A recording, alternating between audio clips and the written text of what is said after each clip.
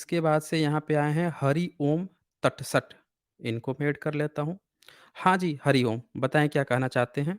हाँ, बोलिए। सर, मैं आपको वॉच कर रहा था तो आप ऐसे वर्ण व्यवस्था पे थोड़ा बात करूँगा लेकिन कुछ जानना चाहता हूँ कि आप बोले कि ब्राह्मण जो है बाहर से आए हैं और वो उन्होंने मारा बुद्धिस्टों को। तो ब्राह्मण बाहर से कब आए थे और कहाँ से आए हैं? कब आए हैं? किस ईस्वी में आए हैं?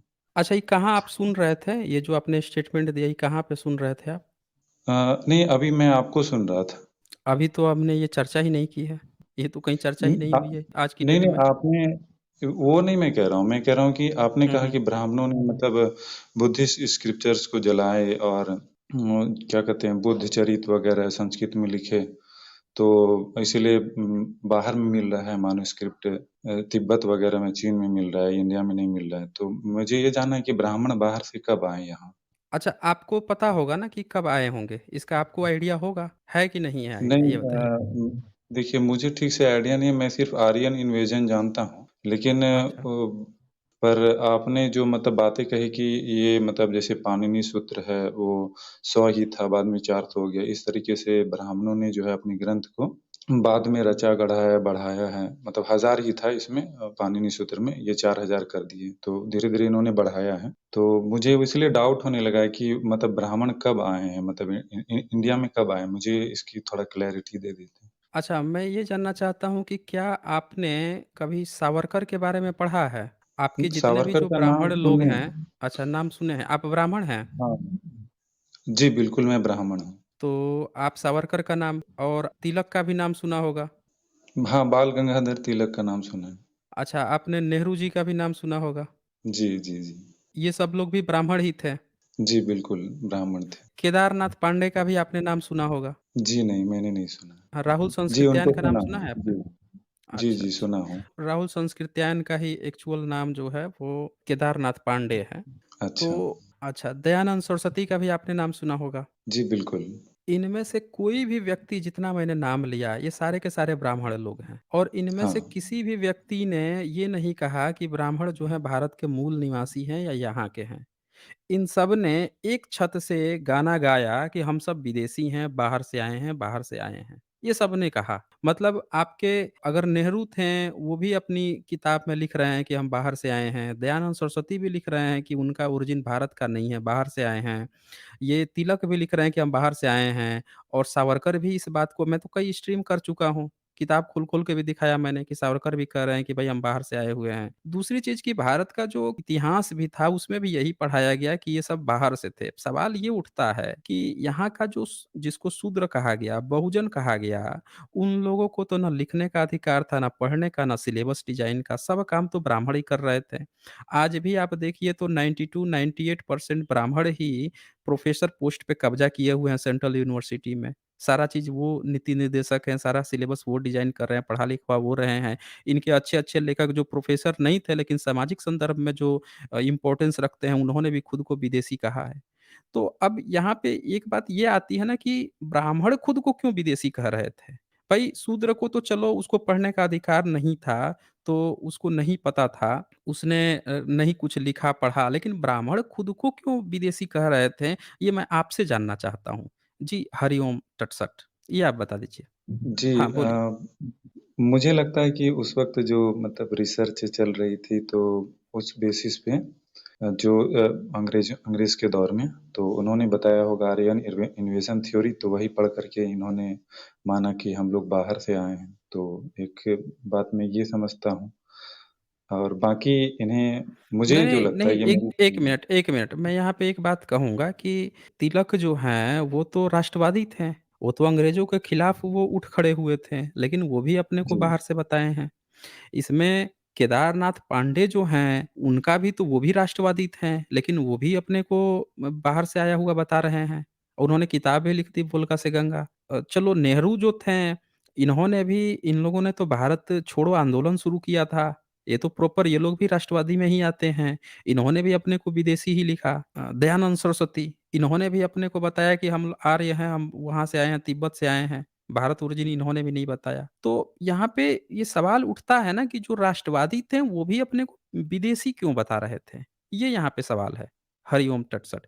ये यहाँ के हम लोग कह रहे हैं या पब्लिक जो कह रही है विदेशी, ये तो अब डीएनए का रिपोर्ट आ गया है तो लोग खड़े हो गए हैं कि भाई चलो डीएनए ने प्रूफ कर दिया। विदेश में आर्यन इन्वेशन से बाद आर्यन माइग्रेशन भी आ गई, लेकिन और भी कुछ लोगों ने कहा कि नहीं भाई यहीं के लोग हैं, ये भी बातें हुई हैं, लेकिन ब्राह्मण खुद अपने को विदेशी क्यों कह रहा था, ये समझ में नहीं आ रहा है। और वो भी वो लीडर जो अपने को राष्ट्रवादी बता रहे थे, जो लीड कर रहे थे लोगों को, वो लोग ऐसा कह रहे थे। तो ये हमें सोचने समझने की ज़रूरत है, आखिर ऐसी कौन-सी अच्छा अंग्रेज़ कोई बात जब बताएगा तो ब्राह्मण कैसे मान लेगा? अंग्रेज़ को तो ये घर से बाहर भगा रहे थे। भारत से कह रहे हैं कि भई हम ब्राह्मण तो अंग्रेज़ों को बाहर भगाए हैं, हम लोग तो देशभक्त लोग हैं। तो क्या ये मान लिया जाए कि ये सभी गद्दार लोग थे, जो अपने को विदेशी बता रहे थे? ये अंग्रेज़ों से मिले हुए थे? जी, हरिओम तटसट। जी, ऐसा तो नहीं कह सकते हैं। मेरा कहना था कि जो बचपन से शिक्षा मिली होगी और रिसर्च पेपर उन्होंने देखा होगा, तो उस आधार पे कहा होगा। नहीं, मुझे नहीं, तो उन्होंने आधार कोई पता नहीं। रिसर्च पेपर नहीं देखा है। जैसे सावरकर अपनी किताब में लिखते हैं कि ईरान से यज्ञ की धुआएँ उठती थी और सब लोगों ने भी माना है और हमने भी माना है। वो तो सीधे-सीधे कह रहे हैं कि हम तो जो हैं विदेशी हैं, ईरान-विरान में हमारे पूर्वज रहते थे, उधर से हम लोग माइग्रेट करके आए हैं। ये सब तो वो लोग खुद बोल रहे हैं। इवन जब हाँ, तैमूर लंग भारत में आया था, तैमूर लंग, तो जब वो मेरठ जो जगह है, लोनी जो जगह है, उन जगहों से जब वो गुज़र रहा था, उसकी जब लड़ाई हुई थी, तो वहाँ पे एक ब्राह्मण था जो उसको श्राप दे रहा था। कह रहा था तुम लौट जाओ, नहीं तो तुम जल्दी ही मर जाओगे 7 साल के अंदर। तो उसको पकड़वाया, लड़ाई जीता तैमूर लंग, उसको पकड़वाया, पकड़वा के पूछा तुम्हारा नाम क्या है? तो कह रहा है गानी होरता। अब बता दीजिए पूरे भारत में किसी ब्राह्मण का नाम गानी होरता हो। गानी होरता नाम जो है, घानी होरता नाम ईरान में पाया जाता है और वो यहाँ का ब्राह्मण था। बताइए, ये 1398 की घटना है, 1398। एक ब्राह्मण जो है उसको श्राप दे रहा था कि तुम यहाँ से छोड़ के चले जाओ और वो अपना नाम गानी होरता बता रहा है। ज़रा सोचिए जो ईरानी नाम है। तो इससे भी प्रमाणित होता है ना, एक जगह का थोड़े एविडेंस है, मल्टीपल जगह का एविडेंस है। तो हरिओम तटसट आगे बताएँ और क्या आपको कहना है?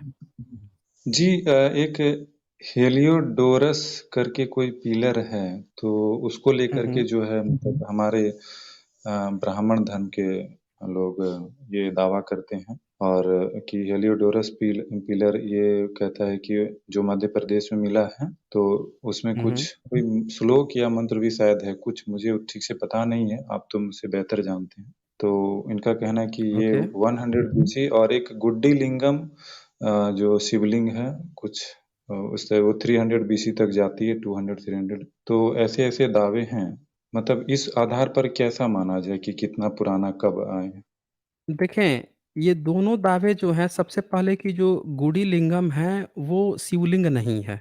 शिव उसका नाम तो पहले गुडी लिंगम है और वो नहीं है, हम लोग उसको एक बार खोल के देख लेते हैं, ऑनलाइन भी मैं दिखा लेता हूँ। लोगों को भी ये बात समझ में आनी चाहिए कि जो लोग उसको शिवलिंग समझ रहे हैं, वो गलत समझ रहे हैं। गुडी लिंगम, वो जो लिंग है, उसपे एक इंसान बना हुआ है। मैं ओपन करके दिखा देता हूँ क्योंकि शिवलिंग होगा, शिवलिंग में लकुलिश। कहीं भी हाँ, कहीं भी शिवलिंग में ये चीज़ नहीं दिखाई गई है कि शिवलिंग शिवलिंग में कोई इंसान बना हो। जी। हाँ, ये तो मुझे भी थोड़ा मतलब स्ट्रेंज लगा था और मैंने कुर्म पुराण में शायद पढ़ा था कि वो भगवान शिव के 28वें अवतार थे। तो और उन पर नहीं, महादेव भी हैं। अवतारवाद तो इन्होंने खुद बना दिया ना। अवतारवाद तो इन लोगों ने खुद बना दिया। हम सब जानते हैं कि कोई भी अवतार नहीं होता है। भाई अवतार क्या होता है? अवतार होगा तो वो लिंग बन के आएगा, यही बता दीजिए। उसको इंसान के जिस्म की क्या ज़रूरत है? अवतार ही वो क्यों लेगा? उसपे जब इतनी शक्ति है, तो वो अवतार क्यों लेगा? ये तो बहुत बेवकूफ़ाना सवाल है। ये तो आपके जो सो कॉल्ड हिंदुत्ववादी जो बहुत सारे लोग हैं, वही नकार चुके हैं, मानते ही नहीं हैं अवतारवाद की संकल्पना। ये मैं शेयर कर देता हूँ, सब लोग देख लें एक नज़र। यही है ना आपका गुड़ी लिंगम? मुझे तो दिख नहीं रहा। हाँ, हाँ, अब दिखा। अच्छा, ये है। जी। अब ये देखें यहाँ पे जो लेफ्ट साइड है, उसमें एक लिंग की तरह आकृति तो बनी है, एक इंसान भी यहाँ दिख रहा है। दिख रहा है ना? जी। अब ये जी, बताइए जी। कि ये इंसान कौन है? शिव हैं? कोई कह नहीं, ये सकता है कि शिव लकुलिश हैं? हैं। कौन है? नहीं, लकुलिश। लकुलिस अच्छा वो भी किसी के ऊपर खड़े हैं, ये देख लीजिए, नीचे भी एक व्यक्ति है। अच्छा। हाँ, वो किसी के साये के खड़े हैं, अब वो इनसे ज़्यादा उम्र का दिख रहा है और ये जो व्यक्ति है इसके ऊपर भी लिंग है। तो एक लिंग पर हाँ, 2 चीज़ें दिखाई जा रही हैं, एक सिंबॉलिक रिप्रेजेंटेशन है कि एक इंसान जो है अधेड़ उम्र है, उसका जो बच्चा जन्म लेता है, तो ये लिंग की देन है। मतलब एक ये सिंबॉलिक देखिए आपका थोड़ा-सा बैकग्राउंड साउंड आ रहा है, तो ये एक सिंबॉलिक रिप्रेजेंटेशन है। दूसरा बात कि राइट साइड में आप देखें तो साफ-साफ लिंग दिख रहा है। अब ये बताइए, जैसे आज की भी डेट में जब बायोलॉजी की पढ़ाई होती है, तो उसमें भई जब स्ट्रक्चर दिखाना होगा लिंग का, तो वो दिखाएगा ना चित्र बना के। एक सिंबॉलिक रिप्रेजेंटेशन कि देखो भई ये लिंग है, ये स्त्री का लिंग है, ये पुरुष का लिंग है, इस तरह से दिखाएगा। ये बाकायदे ऊपर देखिए लिंग की तरह बिल्कुल बनाया गया है। पर आज का जो शिवलिंग बनाया जाता है, उसमें आप कहीं भी बता दीजिए कि अगर ये शिव का लिंग है, तो आज की डेट में जितने भी लिंग बनाए जा रहे हैं, उसके ऊपर ये जो ऊपर का जो टोपा है, ये क्यों नहीं बनाया जा रहा है? ये बताएँ हरि ओम तट सट। जी। वो लिंग मतलब कोई कह रहे थे कि शायद तंत्र आगम से रिलेटेड है और वो उसमें थोड़ी मतलब अश्लील जैसी लगती है, वो कोई कॉमन लिंग नहीं है। तो ऐसे ही हाँ, बोले तो थे और ये नॉर्मल लिंग ऐसी होती नहीं है नहीं, ये शंकराचार्य जी क्यों कहे। बोलेंगे? देखें, ये क्यों बोलेंगे वो? इससे तो ये पता चल रहा है ना कि ये ज़बरदस्ती उसको जस्टिफ़ाई कर रहे हैं। भाई इनके तमाम किताबें हैं, इनके तमाम पुराण हैं, जिसमें लिंग कैसा होना चाहिए वो साफ-साफ क्लियर दिया हुआ है, कि ऊपर शिव का लिंग होना चाहिए नीचे स्त्री का लिंग होना चाहिए। ये प्रॉपर मेंशन है। भई इस पर एक किताब भी है, शिवलिंग पर एक शिवलिंग पूजा क्यों, वो मैं आपको ओपन करके दिखा देता हूँ। वो भी आप एक नज़र देख लीजिए, उसमें बाकायदे दिया हुआ है और ये ब्राह्मणों की ही लिखी हुई किताब है। इस चीज़ को हम सबको समझना चाहिए। उस किताब पर बाकायदे इन लोगों ने कई बार केस भी किया। उस किताब पर 3 बार केस किया गया, क्योंकि उस किताब ने कुछ ज़्यादा सच दिखा दिया, तो उस पर तीनों बार वो जीत गया, क्योंकि ये लोग साबित नहीं कर पाए कि वो कैसे गलत है। समझ रहे हैं ना? वो लोग साबित नहीं कर पाए, मैं शेयर करके दिखा देता हूँ, वो साफ-साफ लिंग का मतलब दिखाता है, शिवलिंग का मतलब क्या होता है, ये देखिए ये किताब है। यहाँ पे आप देख रहे हैं शिवलिंग पूजा क्यों? तो ये जी, किताब जो जी। है, इस किताब में आप ये देखें, यहाँ पे शिवलिंग को साफ-साफ ये देखिए, ये ब्राह्मण ही है, डॉक्टर श्री राम आर्य है, ये लिखता है और शिवलिंग बनाया है, तो ऊपर देखिए लिखता है कि ऊपर शिवलिंग है ये और नीचे लिखा है पार्वती भग, योनि दिया है, यानी स्त्री की योनि। पर अभी जो हम लोग देख रहे थे, वो साफ-साफ एक पुरुष दिखा रहा था और उस पुरुष का लिंग था और उसके नीचे 2 पुरुष थे, जो एक के ऊपर एक खड़े थे। पर वहाँ कहीं भी स्त्रीलिंग की बात नहीं आई। लेकिन जो पुराणों में आप जैसे कूर्म पुराण की आप बात किए हैं, तो पुराणों में जो शिवलिंग है, उसमें साफ-साफ दिखाया है कि ऊपर जो है शिवलिंग है और नीचे पार्वती भग योनि है। अब ये लिखा भी है शिवलिंग और पार्वती की भग योनि का गुप्त रहस्य। उस किताब के फ्रंट पे ही इसने लिख दिया है कि इस किताब पर 3 बार मुकदमा हुआ और तीनों बार जीत हुई और लाजपत राय अग्रवाल, अमर स्वामी प्रकाशन विभाग। अभी देखिए शिवलिंग पूजा क्यों? ये पूरा इसमें वो रेफ़रेंस के साथ दिखाया है इस किताब ने। तो अब इसको जब मैं खोलूँगा तो इसको पढ़ के आपको ये ऊपर लिखता भी है, जिस कुर्म पुराण का आप दे रहे थे, उसको ये कहता है कि पुराणों का कर्ता गर्भ में ही नष्ट क्यों नहीं हो गया? उसको वो गाली दे रहा है कि इनके हिसाब से जो शिवलिंग की ये बात कहते हैं, वो पूरी तरह से बकवास है। ये देखें, इसमें बहुत कुछ लिखा हुआ है, इसमें शिव की जो-जो कहानियाँ पुराणों में आई है, ये देखें। योनि लिंग पूजा वाले उन गंदे स्थानों व शिव मंदिरों को समाप्त करा दें। जगन्नाथपुरी आदि के मंदिरों को ठीक करावें, जहाँ खुले व्यभिचार के नग्न चित्र सनातन धर्म के वाममार्गीय स्वरूप का प्रमाण उपस्थित करते हैं। ये भी ब्राह्मण ही है, ये कह रहा है कि जो शिवलिंग है, उसमें ये वाम मार्ग है। यानी कि जो लोग भी शिवलिंग कह रहे हैं, ये ज़बरदस्ती ये वाममार्गी लोग हैं, ऐसा कुछ होता ही नहीं है। तो शिवलिंग की कल्पना ही बेकार हो गई ना हाँ, फिर, ये ब्राह्मण खुद ही एग्री नहीं है। हाँ, बोलिए। हाँ, हाँ। ये यही बात जो है शंकराचार्य जी कह रहे थे कि वाम मार्गीय जो है, वाम मार्ग में जो तंत्र हुँ। मार्ग का कुछ ऐसे बता रहे थे कि वो है उन लोग मांसादी सेवन करते हैं थे और उन लोग शिवलिंग बनाते थे इस तरीके का। नहीं तो तो आज लोग पूज रहे हैं ऐसा ना, ही कुछ मैंने आज भी तो सुना सारे था मंदिरों में पूज उनसे। रहे हैं।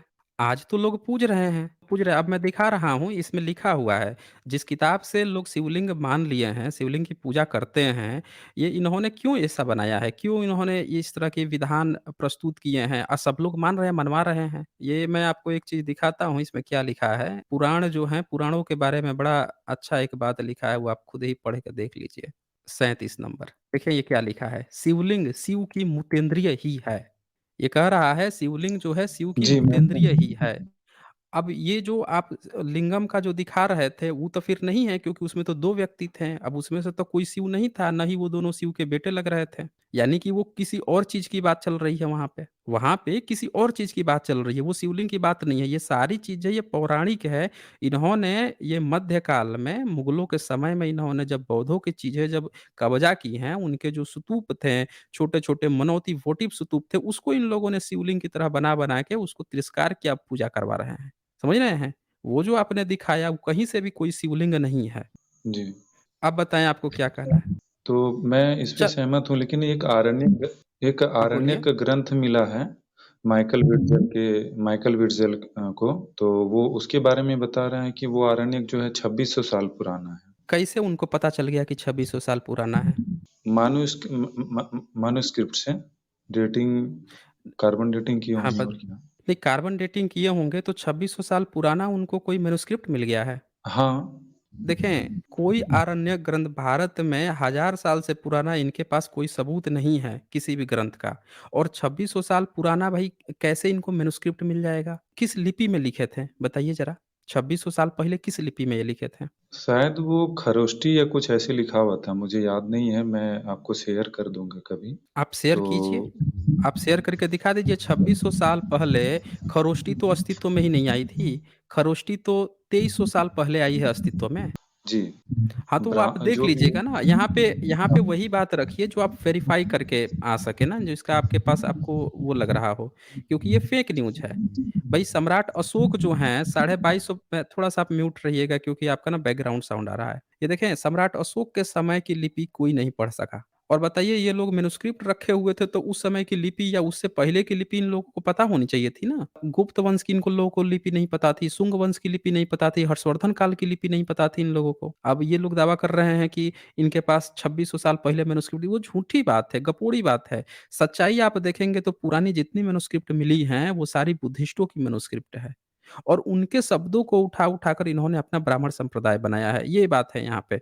हरि ओम तटसट। चलें फिर। जी, मैं जाते-जाते एक चीज़ मैं पूछना चाह रहा था, जो मैं एक बार हुँ, कभी हुँ। पूछा था लेकिन मेरी इंटरनेट चली गई थी, तो अच्छा। मेरा सवाल ये था कि बिना जैसे कि मैंने कहा था कि मुझे बुद्ध धर्म बहुत पसंद है। मैंने कहा था पर्सनली कि मुझे बौद्ध धर्म बहुत पसंद है। लेकिन मुझे ईश्वर से आस्था खत्म नहीं हो रहा है। मतलब ईश्वर में संतुष्टि मिलता है और तो इसको कैसे खत्म किया जाए कि मतलब ईश्वर का जो डर है या संतुष्टि है, तो इसको खत्म करने का तरीका बता दीजिए?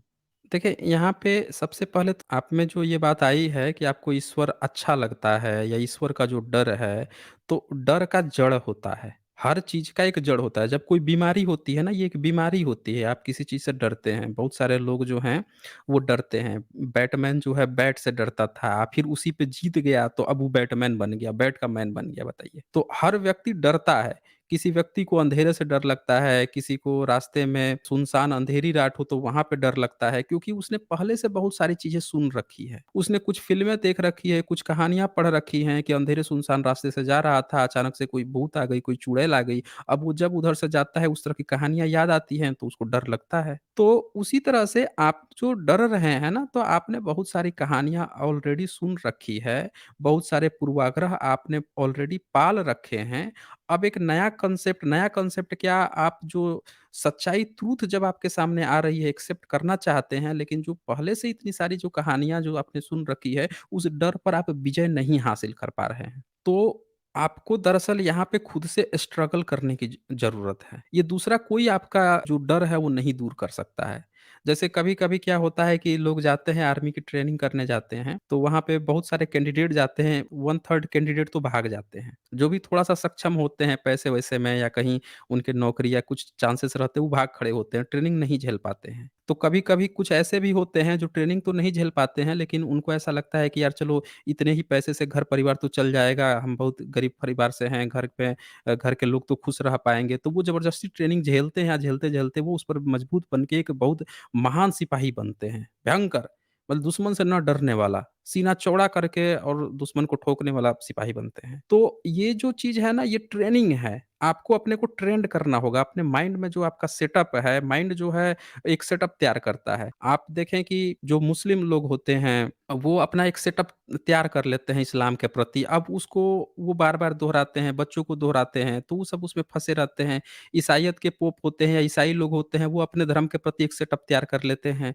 तो हर व्यक्ति अपने-अपने धर्म के प्रति सेटअप तैयार कर लेता है। अब जब उसको कुछ सच बताइएगा, तो उस सेटअप से बाहर नहीं निकल पाता है। तो उसी तरह से आपके अंदर अभी तक का जो सेटअप है ना, वो उससे आप बाहर निकल नहीं पा रहे हैं। हालाँकि ट्रुथ आपके सामने है, आपको लग रहा है कि सब चीज़ सही है, फिर भी आपका जो पहले का पूर्वाग्रह है, वो आपको डरा रहा है, आपको खींच रहा है। इस समय आप एक ऐसे दोराहे पर खड़े हैं, जो अपने आप से लड़ रहा है। इस लड़ाई पे विजय सिर्फ़ आप हासिल कर सकते हैं। याद रखिएगा, इतिहास उन्हीं लोगों को याद रखता है ना, जो सही डिसीज़न लेते हैं। तो ये आपका समय है डिसीज़न लेने का, अपने माइंड को सेटअप करने का। आप एक सही डिसीज़न लीजिए कि आपको सत्य के साथ खड़ा रहना है या पूर्वाग्रह के साथ ही जीना है। ये आपको तय करना होगा और कोई नहीं कर सकता। बाकी लोग सिर्फ़ मार्ग बता सकते हैं। तो ठीक है, जैसे कि हरि ओम। आपने सारे धर्म की पुस्तकें पढ़ी, इस्लाम की, हिंदुइज़्म की, ईसाइयत की, तो सब जानते हैं कि हिंदू धर्म से ज़्यादा डराया हुआ है इस्लाम में, ईसाइयत में। तो आप इतने सारे बुक को पढ़ कर के आप कैसे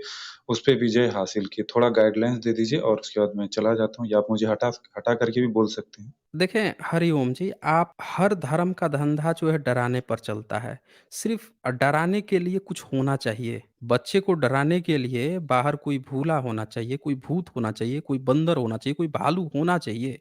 नहीं भी होगा तो एक काल्पनिक जड़ दीजिए कि बेटा रात में जाओगे इधर-उधर ना, तो वो तुमको पकड़ लेगा, वो काट लेगा, भूत पकड़ लेगा। अब बच्चा डरेगा। तो सारे धर्मों ने डराया है। भई अंधेरे का डर दिखा के टार्च बेच रहा है तो गड़बड़ है ना। टार्च बेचने के लिए उसको अंधेरे का डर दिखा रहा है। सारे धर्मों ने दिखाया है। कुछ ऐसे भी लोग हैं जिनको कभी डर दिखाने की ज़रूरत ही नहीं पड़ी कि उन्होंने उस डर को ही मार दिया, खत्म कर दिया। तो उसमें से निरीश्वरवादी लोग भी हैं, उन्होंने ईश्वर को ही खत्म कर दिया। सारे धर्मों ने ईश्वर अल्लाह गॉड को स्थापित किया, फिर उसके नाम पे जहन्नुम बना दिया, फिर उसके नाम पे हेल बना दिया।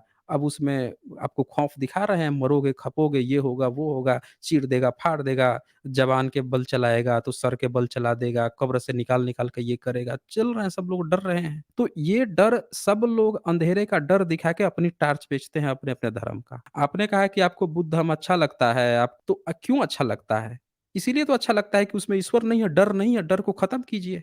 डर को खत्म करना पड़ेगा ना भाई। 2 मुस्लिम देश भी आपस में लड़ते हैं, दोनों का अल्लाह होता है, दोनों पाँचों टाइम नमाज़ पढ़ते हैं और या पढ़ रहे होंगे या पढ़े होंगे, फिर भी आपस में लड़ते हैं, एक-दूसरे को मार डालते हैं। क्यों नहीं अल्लाह आता बचाने कि नहीं ये वाला जो है मेरा अच्छा बंदा था, ये भी बंदा था, इन दोनों को नहीं मरना चाहिए था, फिर भी आपस में मर जाते हैं। ये सिर्फ़ लोगों का डर दिखाया हुआ डर है। कोई ईश्वर अल्लाह गॉड नहीं है और हम सबको ये बात समझनी चाहिए कि जितने भी धर्म हैं जो आपको कोई चीज़ पैदा कर रखे हैं आपको डराने के लिए, क्यों? क्यों भाई आप सत्य के साथ क्यों नहीं हैं? जब कुछ नहीं है, तो भी तो आप जी सकते हैं ना। भाई लड़कियों का अगर बलात्कार हो रहा है, यौन शोषण हो रहा है, क्राइम हो रहा है, इतने सारे लोग मारे जा रहे हैं, तब कोई ईश्वर नहीं आ रहा है। फिर भी आपसे कहा जा रहा है कि जाके नमाज़ पढ़ लोगे, आप जाके प्रेयर कर लोगे, मंदिर में घंटा बजा आओगे, तो आपकी ईश्वर आपका साथ भला दे देगा, आपका साथ दे देगा। अरे कुछ ना कर रहा वो, कुछ नहीं कर रहा। ये सिर्फ़ आपके मन का वहम है, आपको ही इस पर विजय प्राप्त करनी है। कोई दूसरा, तीसरा आपका कुछ भी आपको नहीं कर सकता, सिर्फ़ वो आपको सजेशन दे सकता है, विजय आपको ही प्राप्त करनी है, बस इतनी सी बात है।